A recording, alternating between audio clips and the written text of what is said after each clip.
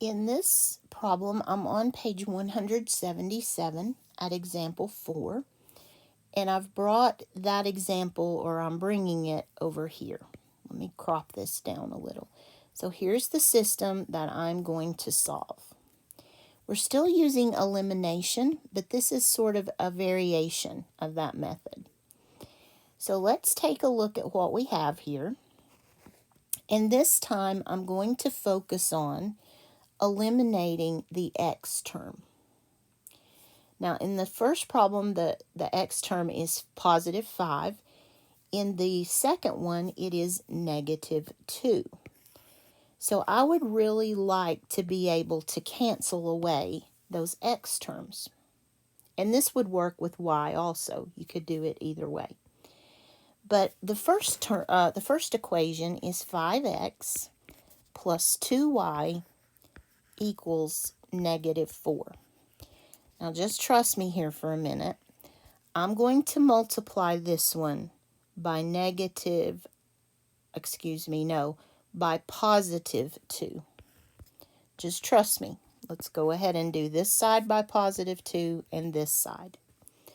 So 2 times 5x is 10x, and then 2 times 2 is 4 with a y. And on this side, negative 4 times 2 is positive 8. So I'm left with a 10x plus 4y equals 8. Now, I want you to focus on that 10x and then consider the second equation.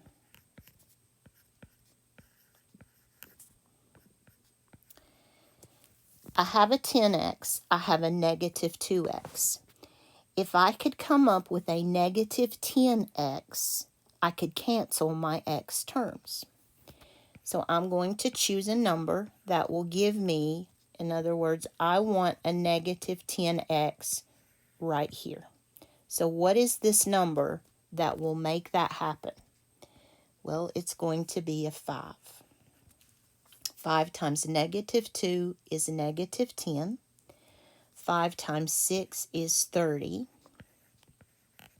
And then 5 times 5 is 25.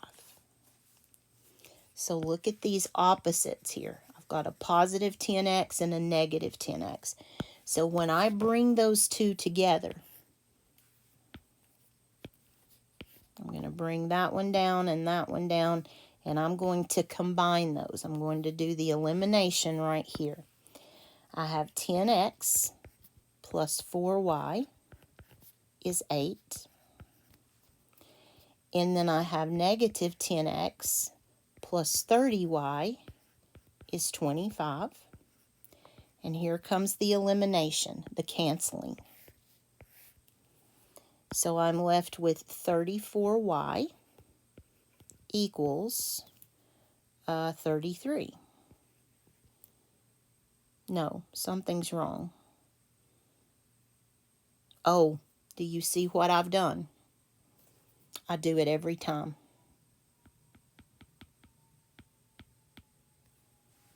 It's right here.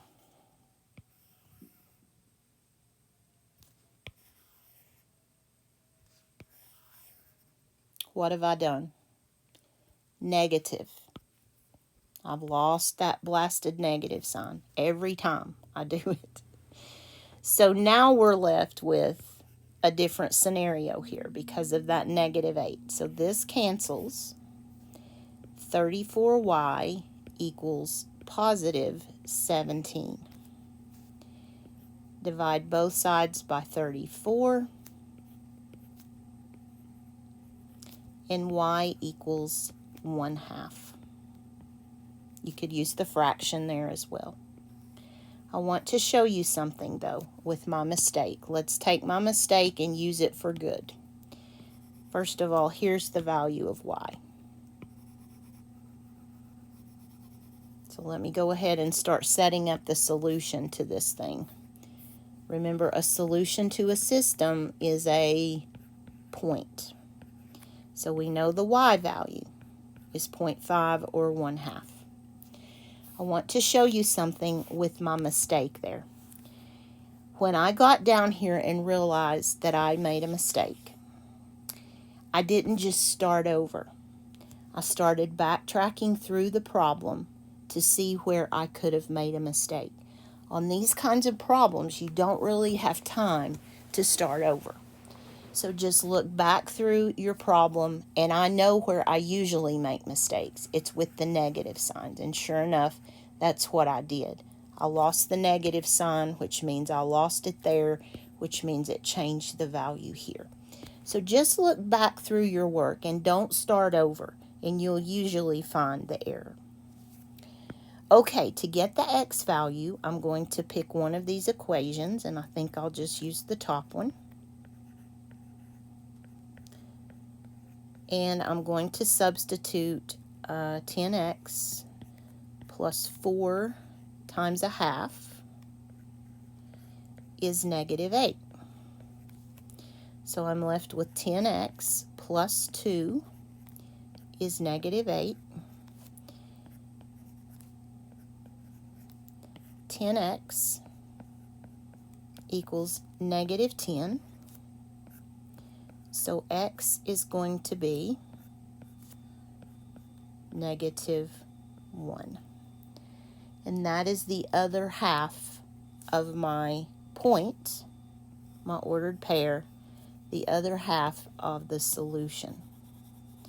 So the answer to this question is negative 1, 1/2.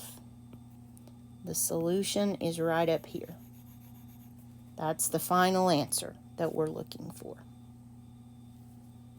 Sorry about that.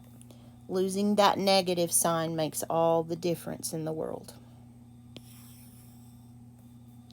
Okay, so you now have seen all of the methods for solving a system.